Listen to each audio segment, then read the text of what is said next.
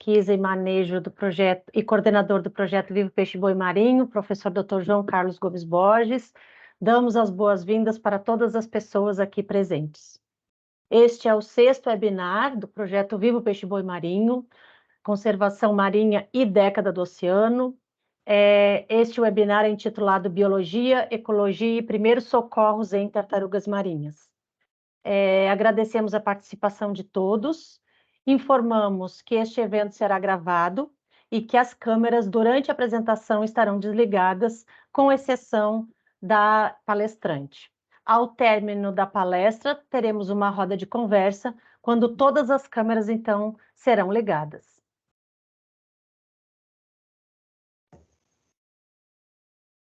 Este webinar é uma realização do projeto Vivo Peixe Boi Marinho, que tem como objetivo a disseminação do conhecimento e aprimoramento profissional, além da troca de experiência entre as equipes da Fundação Mamíferos Aquáticos. É sempre importante a gente destacar que o projeto Vivo Peixe Boi Marinho é realizado pela Fundação Mamíferos Aquáticos, em parceria com a Petrobras, por meio do programa Petrobras Socioambiental. É uma estratégia de conservação e pesquisa para evitar a extinção da espécie no Nordeste do Brasil. Atua nas áreas de pesquisa, desenvolvimento de tecnologia de monitoramento, manejo, educação ambiental, desenvolvimento comunitário, turismo ambiental e políticas públicas. E conta para sua execução com o apoio da APA da Barra do Rio Mamanguape, a área e manguezais da Foz do Rio Mamanguape, o CPN e o Programa de Pós-Graduação em Ecologia e Monitoramento Ambiental da Universidade Federal da Paraíba. Para iniciar esse nosso encontro, nós vamos chamar a nossa convidada de hoje, que é a médica veterinária Rafaele Monteiro, que irá ministrar uma apresentação sobre tartarugas marinhas, envolvendo aspectos da biologia, ecologia e primeiros socorros. Uma rápida apresentação: a Rafaele é graduada em medicina veterinária, pós-graduada em clínica médica e cirúrgica de animais silvestres e exóticos. Trabalha desde 2011 com monitoramento, resgate, manejo, reabilitação, despetrolização e reintrodução de animais marinhos. Tem experiência com ictiofauna, tendo trabalhado em aquário de visitação pública no manejo e medicina de peixes. Atualmente é da diretoria do Instituto ProPeixes, pesquisadora associada da Fundação Mamíferos Aquáticos, onde trabalhou por vários anos, e é médica veterinária do Oceanic Aquarium. Rafa, muito obrigado pelo teu aceite e seja novamente muito bem-vinda. Boa noite, pessoal. Bom, eu que agradeço o convite. É um prazer estar palestrando pela Fundação. Mais uma vez, né? Já foram tantas palestras pela Fundação. E, bom, eu acho que eu fiquei, na verdade, muito feliz com o convite de falar sobre tartarugas, né? Que é algo que eu sou super apaixonada. Todo mundo que me conhece sabe. E falar sobre primeiros socorros, né? E o que a gente pode fazer quando a gente encontra um animal desse encalhado. Eu acho que é sempre muito importante, mesmo quando a gente fala apenas do básico, né? Sempre tem algo para agregar. Então, eu espero que seja bom para todos que assistem hoje. Vamos começar rapidinho só para falar, para que quem não conhece, né, passe a conhecer as espécies que a gente tem de ocorrência aqui no Brasil, né? Eu vou falar apenas do Brasil, porque na verdade a gente tem 7 espécies que ocorrem no mundo e 5 dessas espécies têm ocorrência na costa brasileira, né? Então, costumo dizer que o Brasil é um país super privilegiado por ter ocorrência de tantas espécies de tartarugas aqui na nossa costa, né?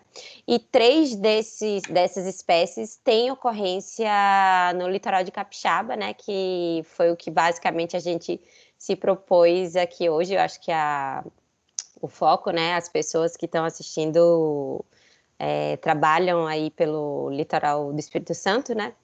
Então, eu coloquei aqui as 5 espécies. Então, a gente tem a cabeçuda, a tartaruga verde, a tartaruga de couro, a tartaruga de pente e a tartaruga oliva. E essas 3 primeiras que eu falei, elas têm ocorrência de desova, principalmente no litoral do Espírito Santo.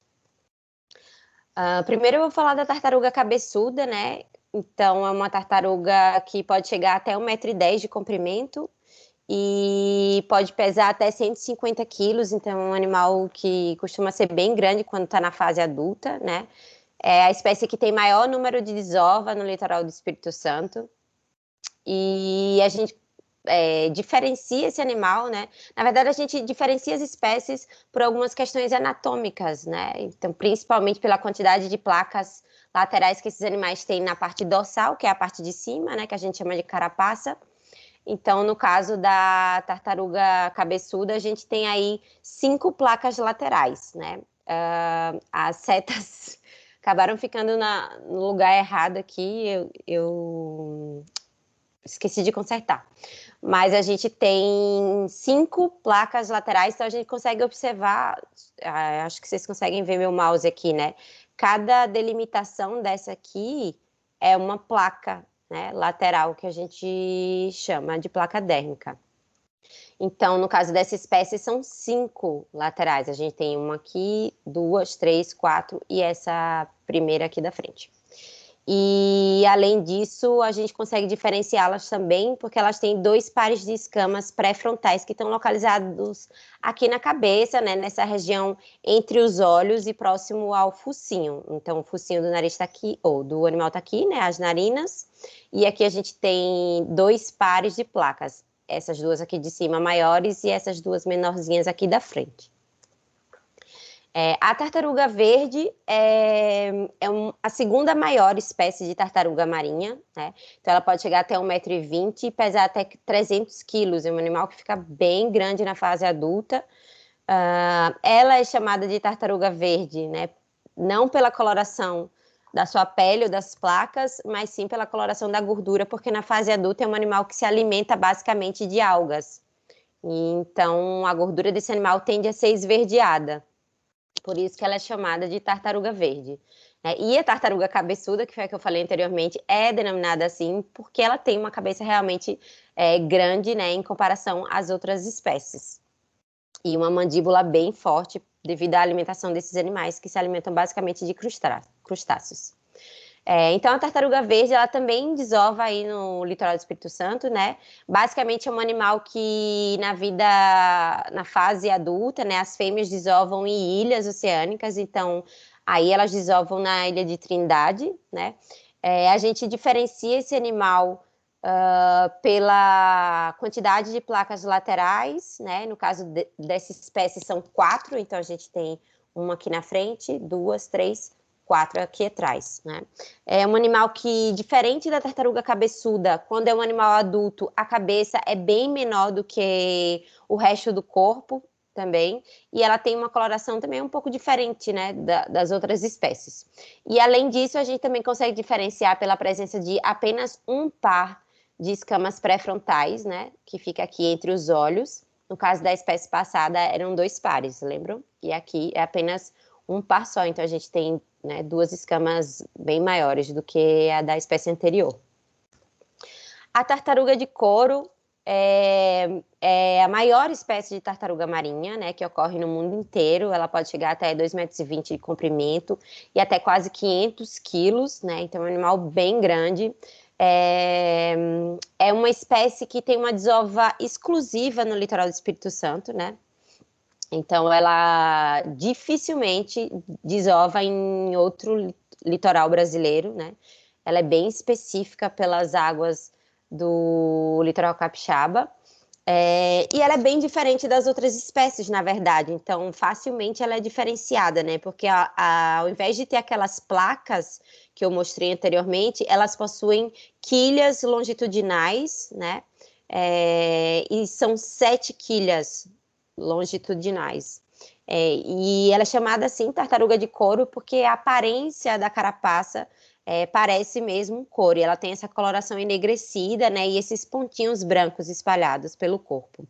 Além disso, elas possuem aqui na região do bico, né, vamos dizer assim, na parte superior da boca, da cavidade oral, elas têm esse formato em W aqui, ó, que a gente chama de cúspides, tá?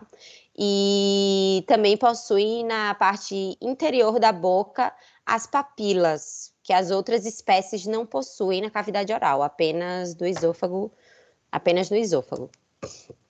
A tartaruga de pente, ela pode atingir até o mesmo tamanho, basicamente, da tartaruga cabeçuda, que foi a primeira que eu falei aqui para vocês, até 1,10 m, mas pesa um pouquinho menos, então cerca de 120 quilos, né? Não tem desova no litoral do Espírito Santo, não é a principal área de desova dessa espécie, né? Pode, obviamente, ocorrer desovas esporádicas, mas não é a preferência do animal. Ela também é uma tartaruga bem diferente das outras, porque a carapaça desse animal tem essas pontas aqui nas laterais e aqui na parte posterior.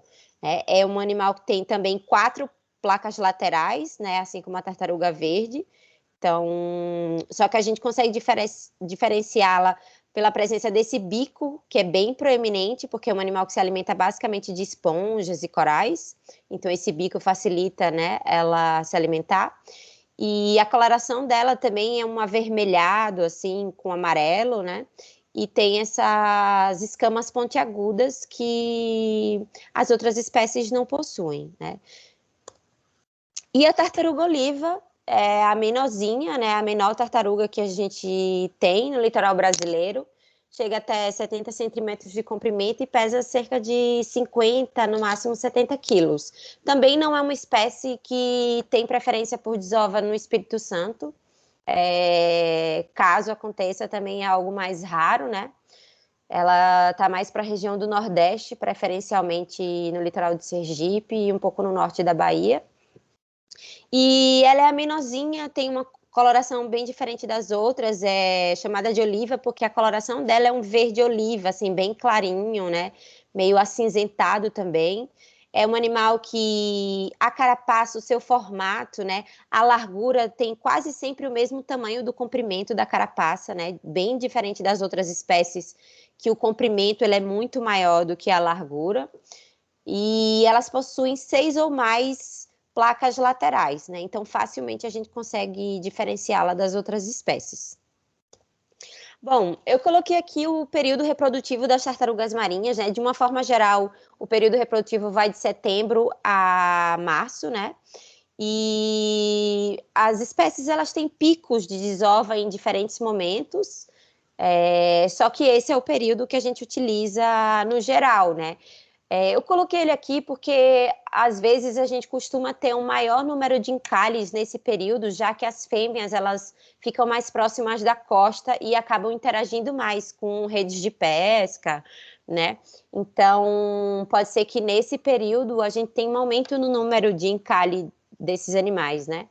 Então, eu coloquei aqui para que fique um pouco mais claro para vocês, só que é nesse período que a gente precisa ficar mais preocupado, vamos dizer assim, porque é um período importante para o ciclo de vida, né, desses animais. Eu coloquei aqui também a diferença entre macho e fêmea, né, apenas para que a gente tenha uma noção do que, de fato, esses animais podem ser diferenciados. Só que essa diferenciação, ela só vai acontecer na fase adulta, tá? Na fase de filhote e juvenil, os animais, eles não têm a diferença do tamanho da cauda. Então, se vocês olharem aqui, a gente tem um macho aqui na esquerda, né? E a cauda desse animal é uma cauda bem comprida, né? E no caso da fêmea, que é essa imagem da direita, a cauda ela é praticamente imperceptível, né? Se você olhar de cima, assim, às vezes você não consegue nem ver a presença da cauda ali do animal. Só que, como eu falei, isso só é possível ser observado na fase adulta, tá? Nas outras fases da vida do animal de jovem, as caudas elas têm o tamanho igual, então a gente não consegue diferenciá-las dessa forma. Aqui, basicamente, é o ciclo de vida desses animais, né? Como ele acontece. Então, a gente tem a desova, né? Então, a fêmea vem para a terra, é o único momento que a tartaruga marinha sai do mar, né? E isso acontece apenas para as fêmeas. Então, a fêmea pode ser encontrada na areia, realizando a desova. E o macho, ele só vai ser visto na areia se ele estiver doente, né? Se for um encalhe. Então, a fêmea vem para a terra, coloca os ovos, né? Que pode ser aí cerca de 100, 130 ovos, depende da espécie. Depois de 60 dias, basicamente, que esses filhotes nascem, vão para o mar, né? todos juntos, basicamente ao mesmo tempo, e eles têm uma fase ali que eles ficam sem se alimentar, porque eles têm ainda a presença do vitelo, que ainda nutre esses animais. Então, eles ficam só boiando e sendo levados pelas correntes, né? Depois, esse animal passa por uma fase juvenil, que ela é basicamente pelágica. O que seria isso? Esse animal fica muito mais afastado da costa, né? E apenas aquelas espécies que se alimentam mais próximo da costa é que ficam ali mais próximo do ser humano, vamos dizer assim, né? E depois disso vem a fase subadulto, né, onde os animais começam a migrar para as zonas de alimentação, que é nisso que eu falei agora, algumas espécies ficam mais próximas da costa, que é o caso da tartaruga verde, né, que na fase juvenil é a espécie que mais encalha no litoral brasileiro, de uma forma geral, porque ela se alimenta bem próximo da costa, da costa brasileira, né, então todos os estados acabam tendo a tartaruga verde na fase juvenil, como principal espécie, né, encalhando ali, interagindo tanto com lixo quanto com a pesca, né, e outros problemas que afetam diretamente as tartarugas. Depois disso, na fase adulta, elas migram, né, para as zonas de cópula, né, então o macho vai copular com a fêmea e a fêmea depois vai migrar para as áreas de desova, né, para colocar os ovos e assim dar continuidade a todo esse ciclo. As tartarugas marinhas são animais que migram bastante, então elas atravessam e se comunicam entre vários oceanos, né? Entre vários continentes e países. Então, embora eu tenha colocado no início que basicamente a gente tem 3 espécies desovando no Espírito Santo, todas as outras espécies podem passar pelo litoral capixaba, podem interagir, podem encalhar nesse litoral, né? E em todos os outros estados do país, justamente porque são animais que realizam grandes migrações, né? Então, como vocês podem ver aqui, essas setinhas, elas indicam basicamente de onde um animal saiu e para onde ele foi, né? Então, vejam que elas cruzam continentes, né? E percorrem grandes distâncias, principalmente na fase adulta. Então, pode acontecer da gente encontrar qualquer uma dessas espécies encalhadas nesse litoral, né, e em outros também. As tartarugas são animais que levam e trazem, né, carregam energia e nutrientes por todos os oceanos, né? Elas realizam o controle populacional de diversas espécies, porque cada espécie tem uma alimentação diferente, né, uma preferência alimentar, então tem espécies que preferem crustáceos, outras que preferem algas, outras que preferem peixes, né? Tem espécies que se alimentam de animais gelatinosos, que é o caso das águas-vivas, né? Das caravelas, enfim. Então, uma diversidade muito grande de dieta, né? De alimentação. Então, elas auxiliam os oceanos a fazer esse controle. Além disso, elas têm uma relação de simbiose com outras espécies, né? Então, elas carregam espécies no seu corpo, né? Essas espécies, tipo, algumas espécies de peixes podem se alimentar de algas que ficam presas ao corpo das tartarugas, outras espécies, como as rêmoras, acabam pegando uma carona ali, né? E isso, um animal ajuda o outro, né? Não há um problema nessa relação. Além disso, as tartarugas servem de alimento para uma infinidade de espécies, tanto aquáticas quanto terrestres. Então, desde os ovos das tartarugas até o nascimento dos filhotes, fase juvenil, fase adulta, as tartarugas servem de alimento para uma infinidade de animais, né? Então, ela tira o nutriente, né, e devolve o nutriente para a terra e para os oceanos. Então, é um animal que tem uma importância gigantesca para o ecossistema marinho. Então, vamos entrar na parte do encalhe mesmo, né? E o que a gente pode e não pode fazer e como fazer. Então, o momento do encalhe, ele, apesar de ser um momento triste, vamos dizer assim, né? Para o animal, ele é um momento importante, né? Porque ele gera uma infinidade de dados que são utilizados para depois a gente conseguir atuar na conservação das tartarugas, né? Então, quando a gente dá de cara com um animal encalhado, ou quando a gente pega um animal preso a uma rede de pesca, né, no barco que a gente estiver atuando, no caso dos pescadores, é importante a gente ter uma visão geral daquele momento, né? Então, a gente precisa inicialmente observar a reação daquele animal para ter certeza que o animal está vivo, né, e que esse resgate ele precisa ser um pouco mais rápido, no caso dos animais estarem com reação, né? A gente precisa extrair o máximo de informação que a gente pode daquele lugar. Então, qual o local de encalhe, como que estava o tempo naquele dia, se tem outros animais em volta, né? Como está o comportamento do animal, como estava a maré, sei lá.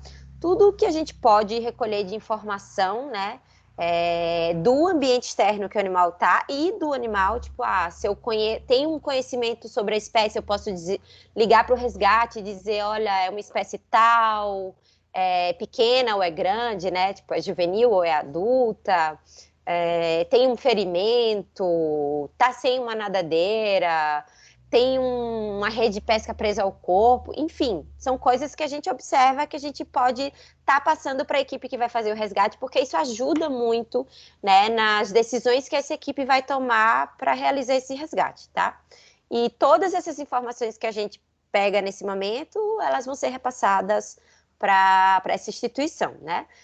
Se a gente tem como, né? Se a gente tem essa oportunidade, se a gente tem um celular ou uma câmera disponível naquele momento, é sim importante a gente realizar registros fotográficos, né? E que esses registros sejam depois repassados para essa instituição que vai estar realizando a atividade. E aguardar ali o momento do resgate e da transferência que a instituição vai fazer para o setor de reabilitação, para que quem viu, né, e quem participou do encalhe ali consiga repassar essas informações da melhor forma. E o que a gente pode fazer, né? No caso de quem não trabalha diretamente com esse animal, né? Então, eu cheguei na praia ou estou no meu barco pescando e vi uma tartaruga. Então, o que eu posso fazer? Imediatamente, eu devo ligar para a instituição que é responsável pelo resgate, né? Então, cada litoral, cada região tem uma instituição diferente atuando, né? E a FMA faz parte também desse processo, né? Eu sei que aí no Litoral Capixaba tem sido uma ferramenta, né, de ajuda entre o momento do resgate e a instituição que vai estar fazendo a reabilitação. Então é importante que a gente tenha esses contatos, né, para que a gente possa fazer essa ligação e tornar tudo um pouco mais rápido. Imediatamente o que a gente pode fazer? Promover um abrigo para esse animal. Então, eu posso fazer uma sombra para ele, deixar ele um pouco mais afastado do mar, né? Para evitar que a maré suba e que acabe carreando o animal, levando o animal de volta para o mar, né? Proteger esse animal de outros animais que possam estar presentes e possam causar lesões, né? Manter esse animal no que a gente chama de posição dorso-ventral. Então, o animal é a posição anatômica normal dele, né? Então, com a barriguinha para baixo, né? Então, a gente chama a parte de baixo da tartaruga de plastrão e a parte de cima, que é a parte dorsal, a gente chama de carapaça. Então, sempre deixar o animal com a parte ventral, né, do plastrão para baixo, na posição dele normal. Usar toalhas ou panos, né, úmidos para cobrir os animais, né? Então, uma camisa que a gente tem ali no momento, um pano velho, né? Qualquer coisa que a gente possa estar mantendo a carapaça desse animal úmida, né? E a gente pode também molhar esse animal de vez em quando, né? Para estar mantendo a pele umedecida e evitar que esse animal desidrate ainda mais, que essa pele e essa carapaça resseque e que ele tenha outros problemas em decorrência disso, né? Se a gente tem disponível ali, a gente pode utilizar espumas e colocar o animal em cima, ou a gente pode utilizar palhas de coqueiro, né? Tem bastante nas praias, né? No litoral brasileiro, então algo que deixe um pouquinho mais fofo, né, esse ambiente, se não for na areia. Se for na areia, não tem problema nenhum, porque a areia por si só já é um pouco mais fofinha, né?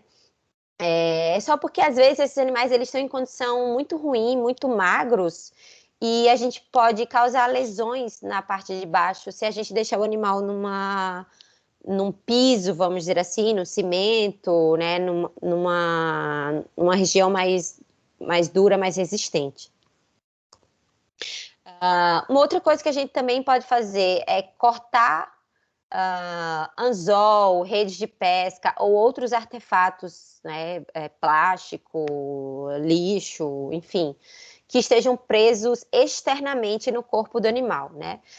Essa parte do anzol a gente só precisa ter um cuidado porque ao retirar o anzol a gente pode causar uma lesão maior. Então o indicado não é puxar o anzol, né? É quebrar o anzol com um alicate, né? E tirar as duas partes no sentido de que aquela pontinha não cause maior prejuízo na pele, na musculatura desse animal, tá?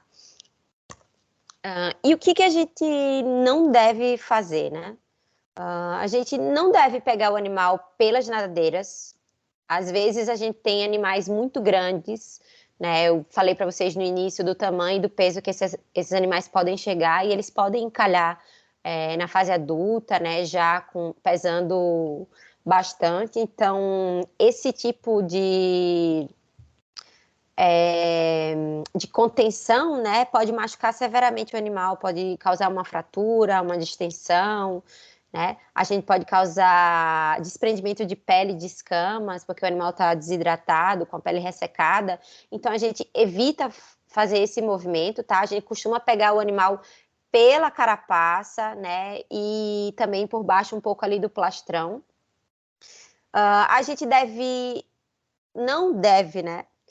Devolver o animal para a água, tá? Esse animal, ele tá provavelmente com uma dificuldade de respirar, né? Ele tá apático, ou seja, ele tá cansado, né? Então, ele tem dificuldade de respirar dentro da água, ou se estiver na água, né? A tartaruga marinha, ela respira fora da água, né? Então, quando ela nada e para respirar, ela vem até a superfície, levanta a cabeça e puxa o ar.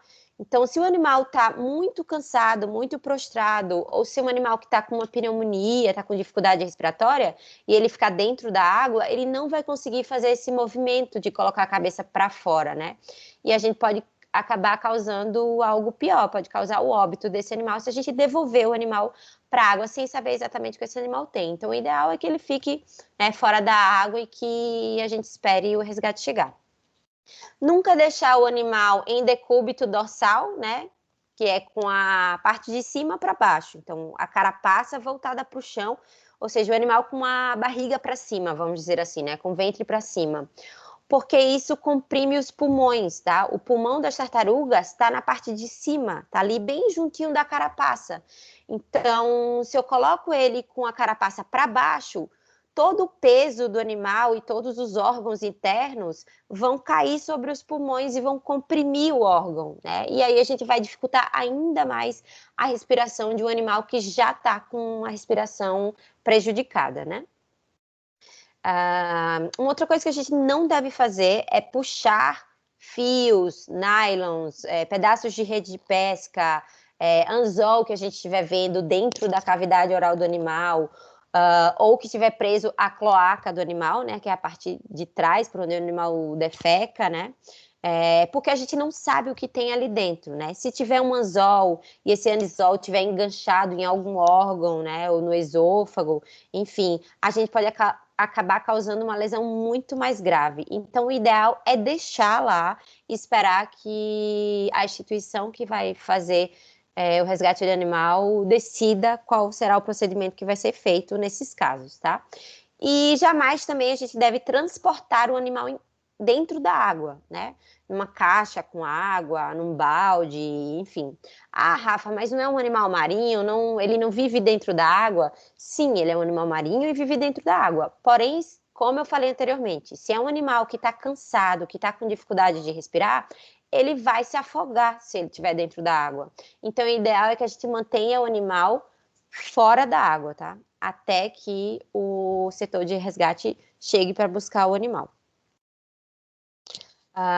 E em relação aos primeiros socorros, o que a gente faz, né? Viu a tartaruga ali, Então, a primeira coisa, eu vou testar os reflexos dela, né? Eu vou ver se ela levanta a cabeça, se ela se mexe, se eu tocar nela, né? E sempre evite tocar na região da boca, né? Próxima à cabeça, porque se o animal ainda estiver ativo, ele pode morder, né? Vamos dizer assim. A tartaruga não tem dentes, mas ela tem uma placa que é bem afiada, né? E ela pode causar lesões gravíssimas, tá? Então, tem que ter muito cuidado ao manusear um animal desse. Então, a gente toca nas nadadeiras, né? Vê se o animal tem reação. Se o animal... Toquei na nadadeira e o animal não reagiu. Eu toco ali no olhinho, né? De uma forma delicada para ver se o animal pisca o olho, se ele retém o globo ocular, né?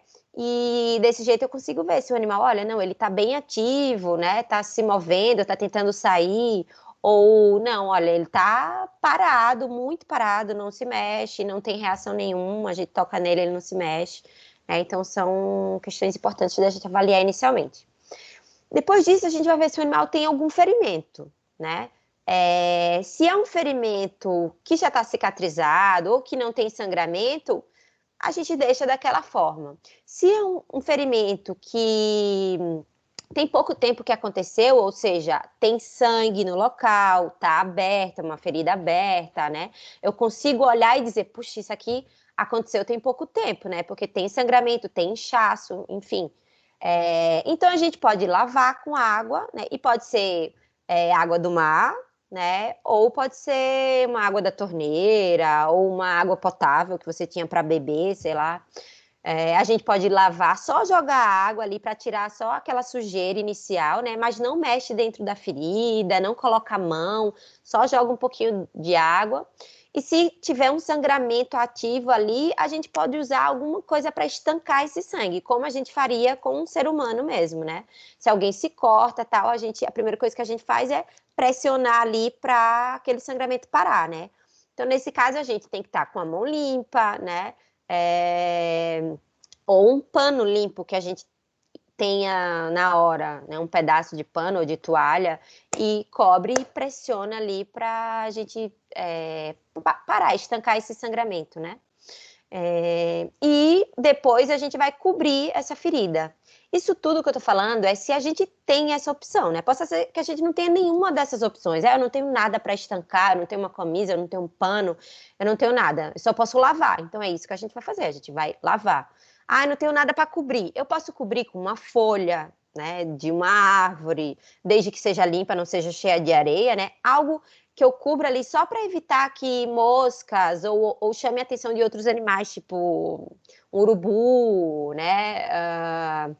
Ou aves de rapina que estejam ali no local, para que a gente evite que esse ferimento possa piorar, né? Possa ter o que a gente chama de miíase, né? As larvas de mosca ali. Outra coisa que a gente pode fazer é observar a presença de secreção nas narinas, tá? Isso não acontece com facilidade, tá? É até um tanto raro da gente observar, porque as tartarugas, elas possuem uma anatomia que dificulta elas expelirem secreção, né? A anatomia delas não foi feita para isso, para colocar a secreção para fora.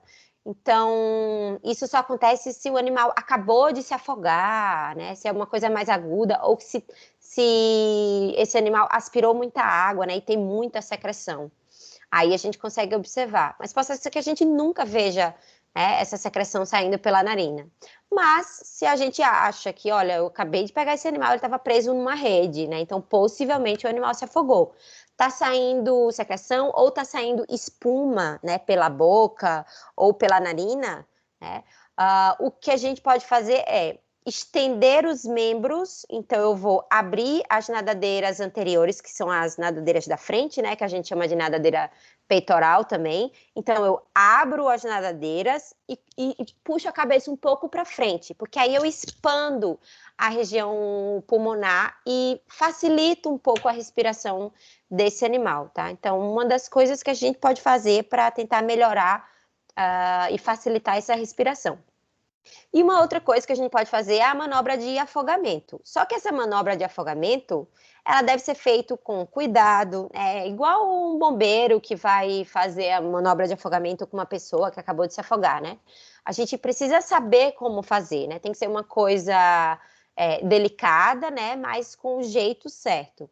Então, no caso das tartarugas, a gente só faz essa manobra se a gente viu que o animal se afogou naquele momento, como eu acabei de falar. Ah, acabei de puxar a rede do meu barco e veio uma tartaruga e ela tá espumando, tá com dificuldade, né, ali de puxar o ar para respirar. Então, eu coloco o animal com a barriga para cima, né, que eu falei para vocês lá na frente que a gente não deve deixar o animal nessa posição, tipo, olha, vou deixar ele descansando aqui, mas para fazer essa manobra, a gente pode fazer isso, então coloco o animal com a barriga para cima, como vocês estão vendo nessa imagem daqui, ó. Eu vou apontar a cabeça do animal para o chão, então ele vai ficar inclinado assim, tá? Com a cabeça para o chão e a parte posterior mais para cima, na diagonal. E vou colocar minha mão na região entre as nadadeiras peitorais. E vou fazer uma pressão, né, ali. Essa pressão, ela vai depender do tamanho dessa tartaruga, né? É como se você fosse fazer uma manobra de afogamento numa criança e num adulto. Então, a pressão que você coloca depende do tamanho, né, do indivíduo. Então, se é um animal menor, que é um pouco mais frágil, a gente faz uma pressão mais leve. Se é um animal maior, que vai ter uma rigidez maior daquela região, eu faço uma pressão maior. E dessa forma, a gente observa se vai sair ou não espuma ou líquido, né? Não sei se dá para ver, mas nessa foto tá saindo espuma aqui, ó, pela narina do animal. Então, você pode observar que saiu ou não, tá? A manobra pode ser funcional ou não. Um outro caso que eu coloquei aqui é porque a gente tem tido um aumento, né, na frequência de desastres ambientais e presença de óleo no mar, né? Então, vira e mexe, a gente tem algum animal que aparece oleado, então eu coloquei aqui porque vai que apareça algum dia, seria importante a gente saber, no mínimo, o que a gente pode fazer, né? Só que antes disso, uma coisa que eu preciso falar é que a gente precisa se proteger antes, né? Então, a gente não pode ver um animal oleado e colocar a mão no animal de qualquer jeito, sem uma luva, né? E fazer com que a nossa vida esteja em risco, né? Esses óleos são tóxicos, né? Tanto para os animais quanto para nós seres humanos, então a gente precisa ter um cuidado nesse momento. Então, se eu tenho à disposição ali uma luva, não é algo que eu possa cobrir minhas mãos para que eu possa ajudar esse animal, ok, a gente pode fazer. Caso contrário, a gente só deixa o animal e liga e espera a instituição chegar para fazer o resgate. Então, o que eu posso fazer se eu tiver essas coisas disponíveis, né? Eu posso puxar o animal mais para cima, né, da água, porque aí também esses animais, se tem muito óleo, eles não conseguem nem abrir a boca para respirar. Então, eu tiro o animal da água, né, se existir essa possibilidade, e faço uma limpeza ali da região da cabeça. Então, olhos, boca, narinas, né, basicamente isso, para só facilitar com que esse animal consiga fazer o movimento de respiração, que é o de abrir a boca, né, e respirar, tá? Então, nós, profissionais, né, vamos dizer assim, da área, a gente vai usar o que a gente tem disponível. Então, a gente tem a roupa, a gente tem a luva, a gente tem gás, a gente tem óleo mineral, que são as coisas que a gente utiliza para fazer isso. Quem está no dia a dia ali, provavelmente não vai ter todas essas coisas. Mas se eu tenho um pano, uma camiseta velha, um pano de chão, uma toalha, um lençol, qualquer coisa disponível, eu posso fazer essa limpeza apenas com isso, tá? E é basicamente isso que vocês estão vendo nessa imagem aqui da direita, ó. Tá vendo que o animal tá todo oleado, a gente tá com luva aqui, ó, essa parte azul mais clara, uma camisa de manga comprida, né, para não tocar na nossa pele, e a gente limpou basicamente a narina e a boca, então só essa região aqui, e vamos esperar o resgate chegar. E aí, se a gente consegue, a gente mantém o animal úmido, vai molhando, né, de vez em quando, para manter o animal úmido. Na verdade, a gente falei tudo isso aqui para vocês, né, para que a gente saiba o básico assim do que a gente pode fazer para tentar ajudar esses animais, porque a gente sabe que quando a gente vê, a nossa intenção é sempre de ajudar e de fazer alguma coisa, né? Mas o ideal é sempre que a gente aguarde o resgate chegar, né?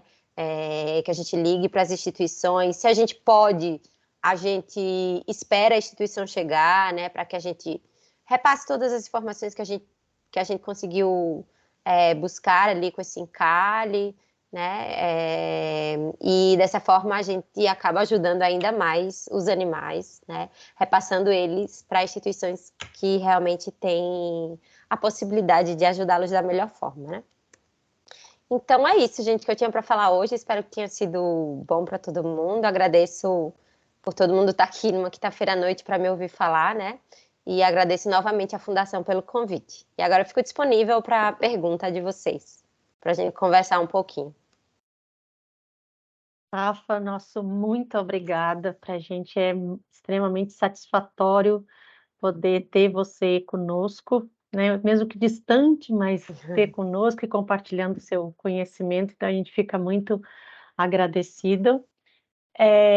Nesse momento, agora a gente pede para que todos, né, dentro da possibilidade, abram suas câmeras para a gente começar, então, a nossa roda de conversa.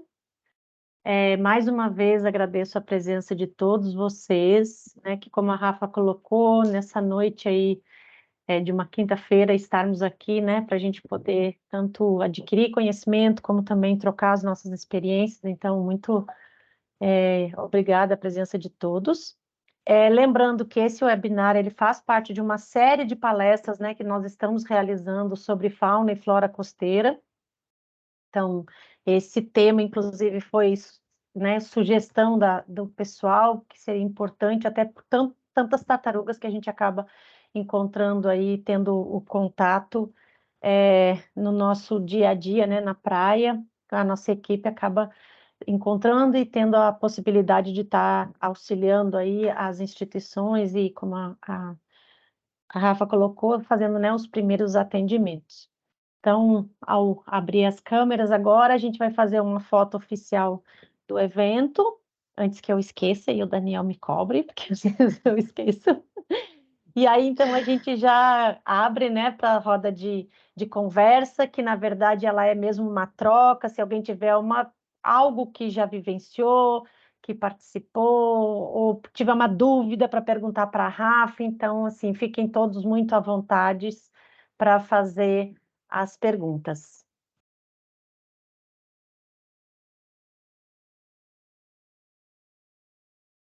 Bom, eu vou falar de novo. Eu acho que esse, como a já falou, é o momento da gente trocar experiências, né? Eu sou uma profissional que trabalho com isso, porém nem sempre só profissionais trabalham, dão de cara com uma situação dessa, né? Vira e mexe a gente tá na praia, ou quem trabalha ali próximo da praia, bombeiros, pescadores, ou quem tá passeando sempre acaba encontrando com um animal encalhado, né? Não só tartaruga, mas a gente tem outras espécies que também a gente acaba se deparando na praia, e eu tenho certeza que alguns de vocês já passaram por situações assim, né? Então, se vocês quiserem falar sobre esse momento e a gente puder conversar um pouco sobre isso, eu acho que seria bem interessante. Não tenham vergonha, gente, por favor. Fala oi. Uma boa noite para todos aí, né, primeiramente. Boa noite. Bem, tá dando para escutar legal? Sim. Então, quero agradecer, né, por essa aula, né, bem detalhada, né, bem específica mesmo na área da tartaruga. Eu trabalho aqui, né, como guarda-vida, e vira e mexe a gente tem essas ações, né, de resgate e também de acionar o CPA, né, que vem e recolhe a tartaruga. Uhum. Tem muito disso, né? A falta de conscientização aí dos pescadores, né? Às vezes não é nem por maldade, às vezes é pelo não saber, né? E acontecer de ficar preso em rede de pesca, né? Porque o plástico, né? já é normal, né? Praticamente, assim, é triste dizer, né? Mas é até normal, né? Mas na rede de pesca já tirei muitas vivas, né? E Uhum. também já em decomposição, mas teve situações aí que eu deixei de fazer o que você passou hoje, né? Que seria a manobra de resgate na tartaruga, né? Aham. E é bom saber disso, porque eu já passei por situações assim, né? De achar que ela estava bem e querer soltar, né? Sim. Agradeço aí a todos aí e agradeço a você pela aula aí. Imagina, estamos aqui para isso, para trocar essas experiências, né? Realmente é bem comum a gente encontrar tartarugas em redes de pesca, né? E muitas vezes elas ainda estão vivas, né? Às vezes elas estão até ativas, né? Se movimentando bem, e a gente acha que está tudo bem, né? Porque ela está se movimentando, tal. E a nossa primeira ação tende a querer soltar o animal no ambiente natural mesmo, né? É o que a primeira coisa que vem na nossa cabeça, é um animal do mar, então eu devo devolver-la ao mar, né? Ela está ativa, está bem, a gente devolve. Só que a gente tem muitos casos de animais que poucas horas depois decaem muito, sabe? Ficam muito apáticos, justamente porque se afogaram, aspiraram a água, e aí esses animais acabam vindo a óbito porque inicialmente a gente achou que tá tudo bem soltar, né? Porque ela tá bem, tá ativa. E registrar o óbito do animal um pouco depois, né? Existem algumas patologias, vamos dizer assim, né? Algumas doenças tal, que vêm em consequência dos afogamentos e tudo. Então, esse animal precisa passar por uma avaliação veterinária antes, né? Para que seja dito, olha, não tem nada, vamos soltar, ou então não, ela precisa passar por um tratamento e depois vai ser solta. Bom, muito bom saber disso. É uma coisa que agora eu não vou agir de outra maneira, né? Vou tentar fazer do jeito certo, né? Ainda mais eu que sou guarda-vida, né? Poxa, não sabe como resgatar a tartaruga, né? Guarda-vida salva a vida, né? Né? Muito obrigado aí pela aula. Imagina.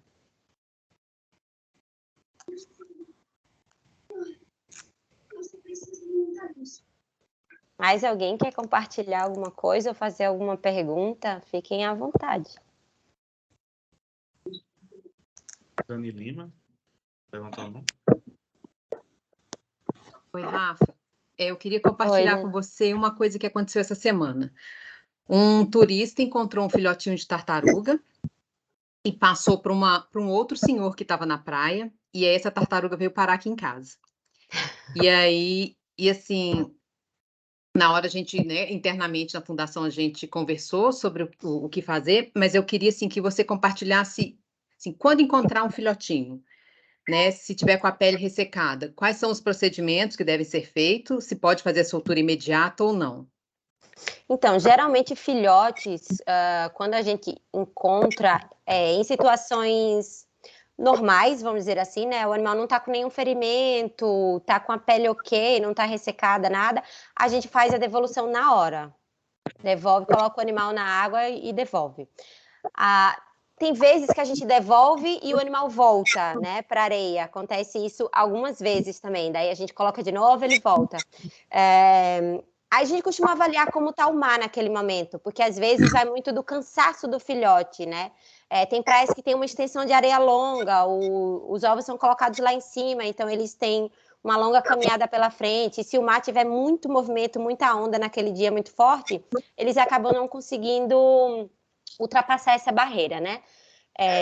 Daí, nesses casos, a gente pega o filhote e ou leva para a instituição, se a gente já conhece o lugar tal, ou chama a instituição responsável para ela vir buscar.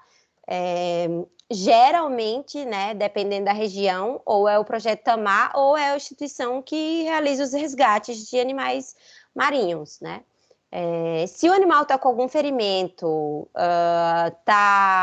não consegue levantar a cabeça, né, fazer aquele movimento de respiração, esse é um movimento super importante, eu acho. A primeira avaliação que a gente faz em tartaruga, seja ela filhote ou adulta, é se o animal consegue fazer o movimento respiratório. Não é só abrir a boca, sabe? Porque para ele respirar, ele abre a boca, só que ele faz o movimento de levantar a cabeça para abrir a boca. Mesmo sem estar dentro da água, ele faz o mesmo movimento fora da água. E o filhote também faz esse movimento. Então, se o filhote não consegue fazer esse movimento, se ele está só assim, quietinho, né? E de vez em quando você vê ele só abrindo a boca, esse animal não vai conseguir, né, passar pelo mar. Então, nesses casos, aí a gente leva ou chama a instituição responsável daquela região, né? Para fazer o resgate. E é a mesma coisa do adulto. A gente nunca deve colocar o animal dentro da água, né? E deve manter o animal úmido.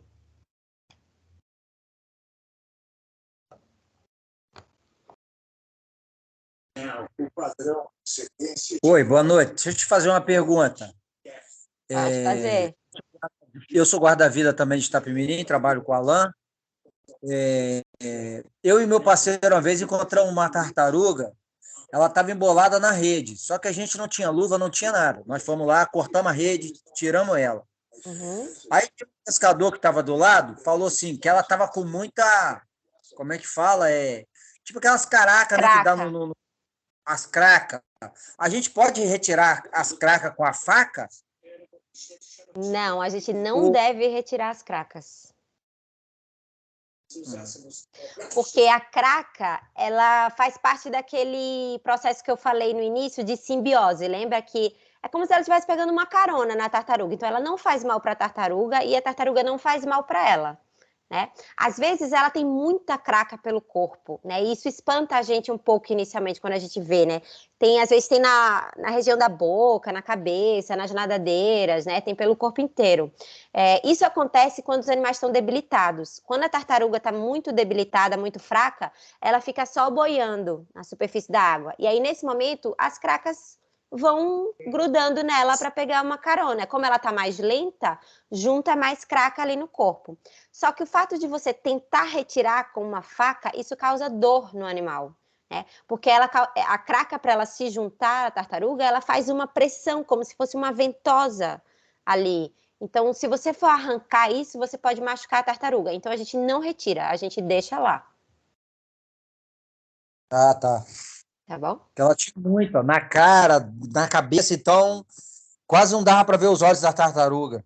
Uhum. Aí o pessoal, passa a faca, tira com a faca. Eu falei, rapaz, a única coisa que eu vou fazer aqui é cortar a rede que está toda embolada nela, vou ver se machucou ou cortou ela. Só que ela não tinha corte, só estava só com as marcas mesmo da rede. Aí nós botamos na beiradinha e ela foi embora. Uhum.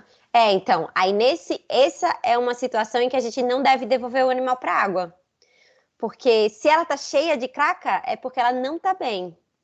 É porque ela provavelmente está apresentando algum problema. Então, a gente tira a rede, você fez certo, tira a rede, não tira a craca, mas a gente deixa o animal na areia e chama a instituição para fazer o resgate. Beleza. Bom?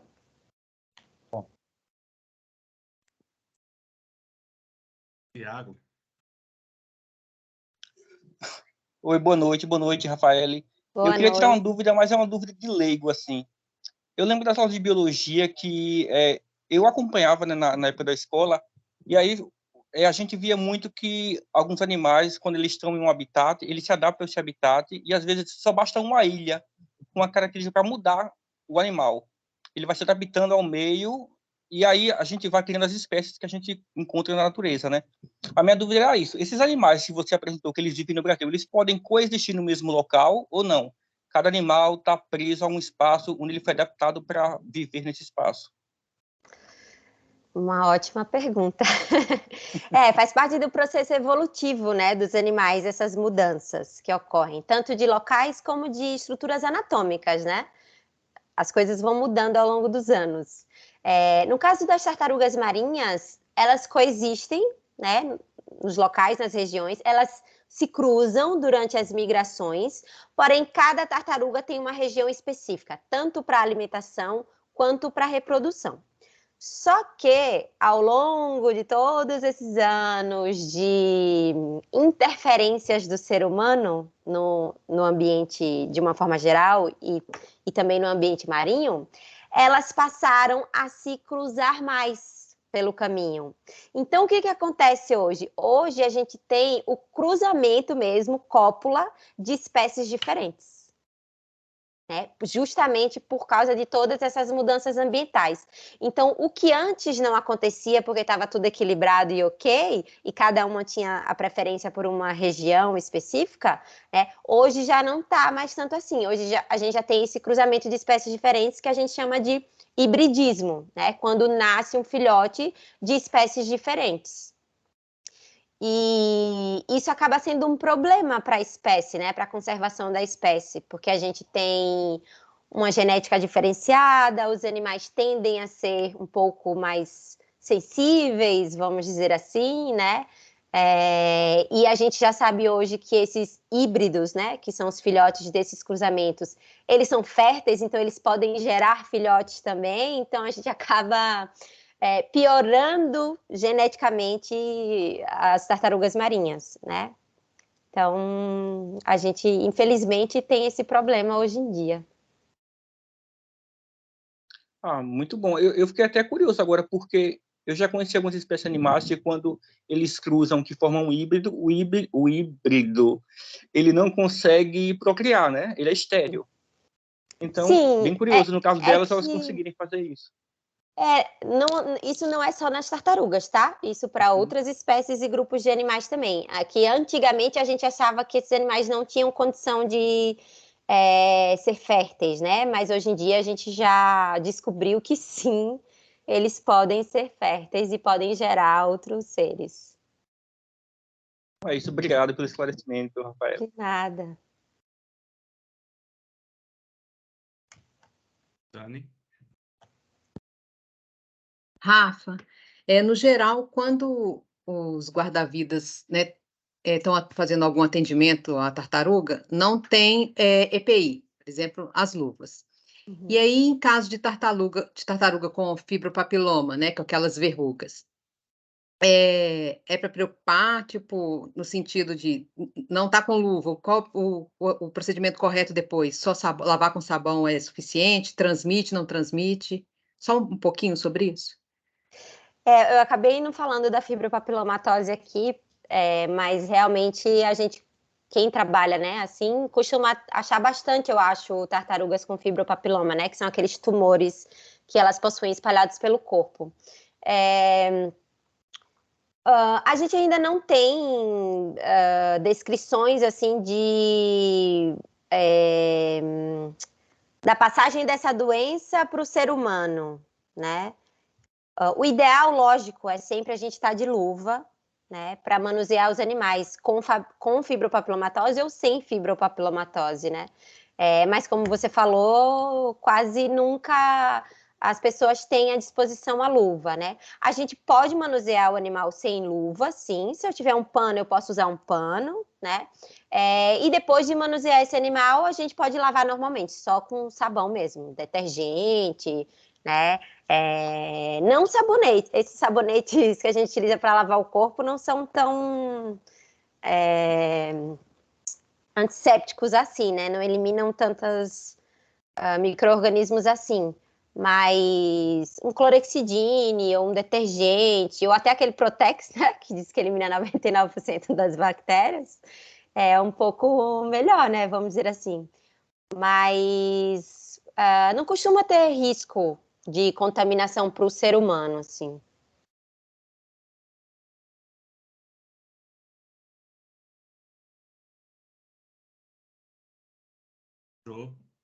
Rafa, me diz uma coisa, você falou sobre as desovas, Então, assim, como que eu posso atuar perante uma desova de tartaruga? O que que eu posso ajudar?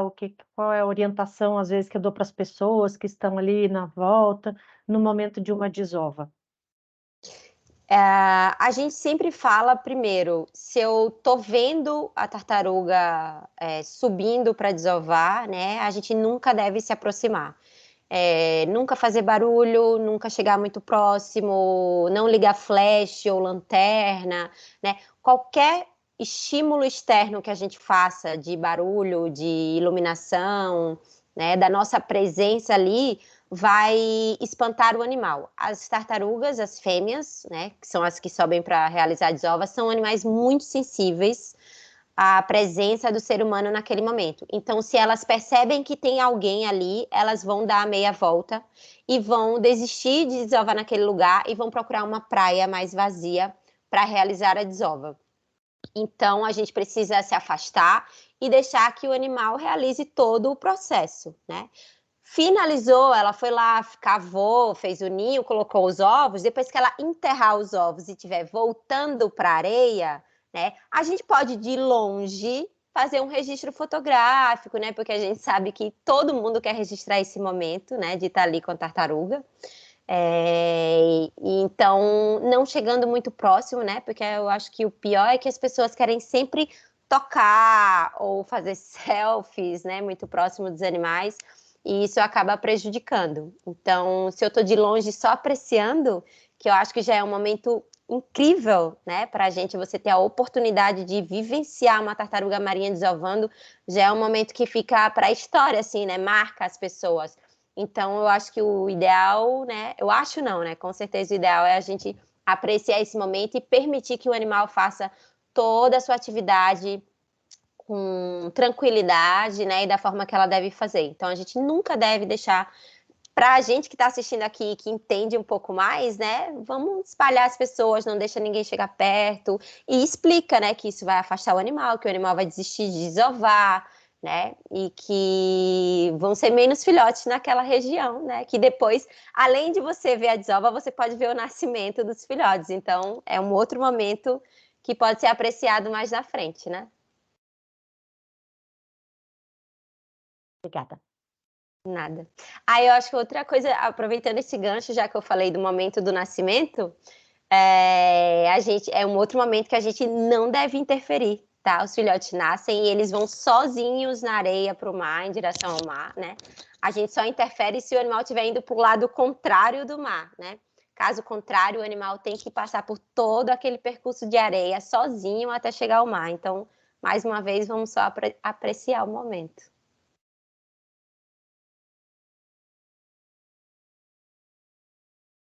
Mais alguém quer dividir alguma coisa, fazer outra pergunta?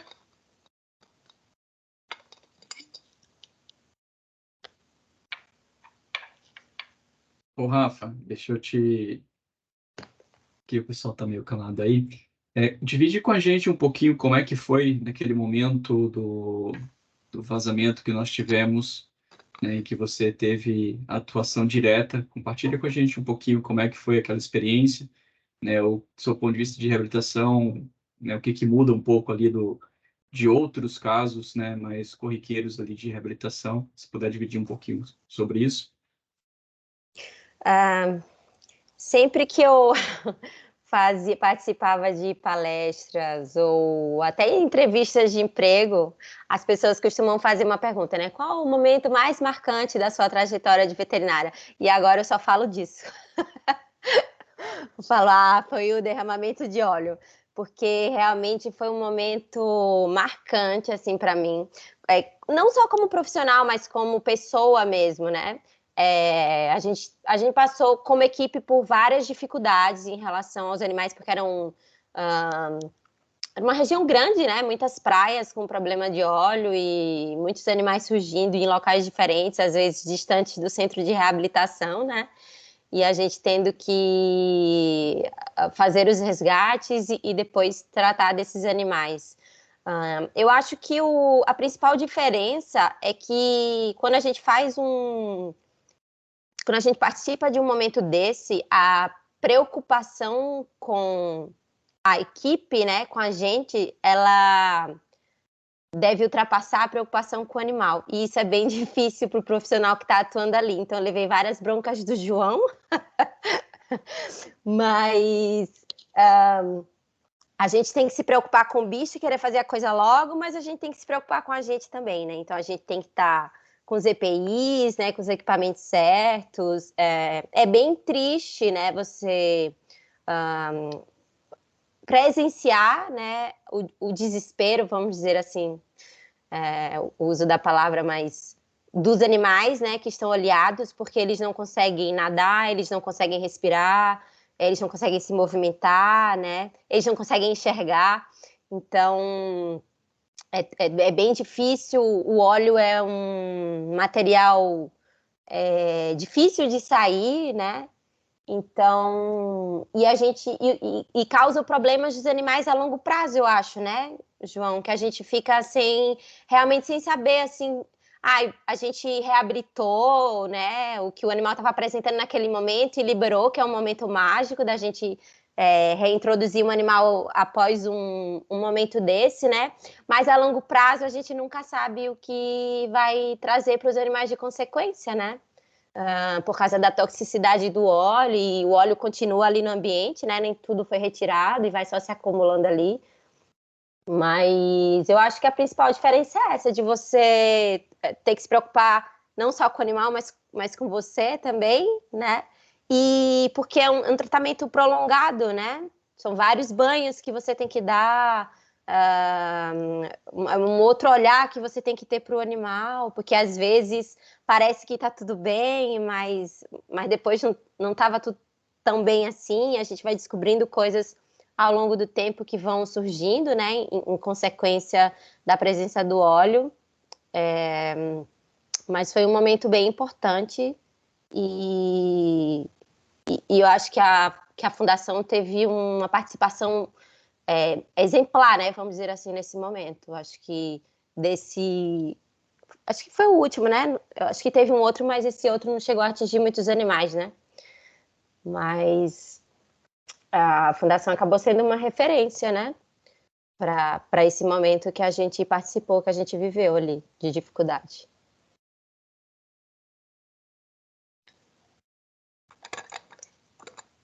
Não estou pronta para outro, não quero outro. Elaine.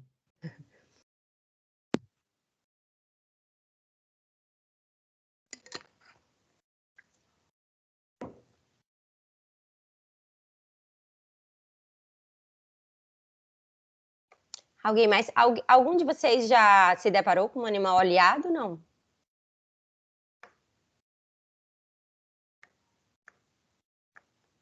Ninguém?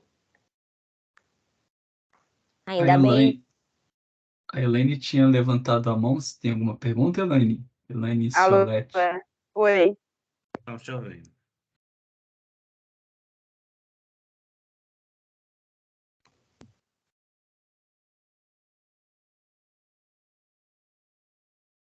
Elaine?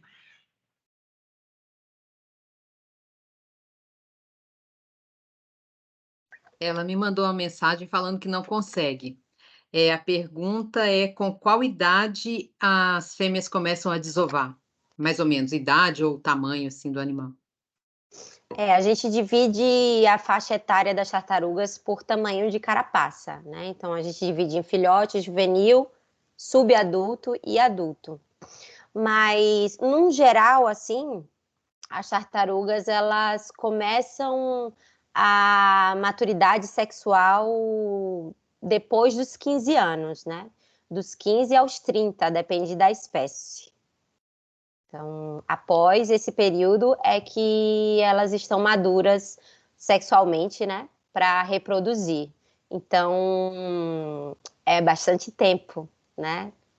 15 anos é bastante tempo para dar continuidade ao ciclo. Verdade.